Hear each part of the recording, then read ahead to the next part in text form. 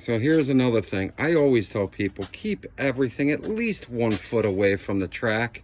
I don't know how many times I've been on a service call where there's something in the way and that's what's stopping the door from coming down. And then I charge for a service call. Also,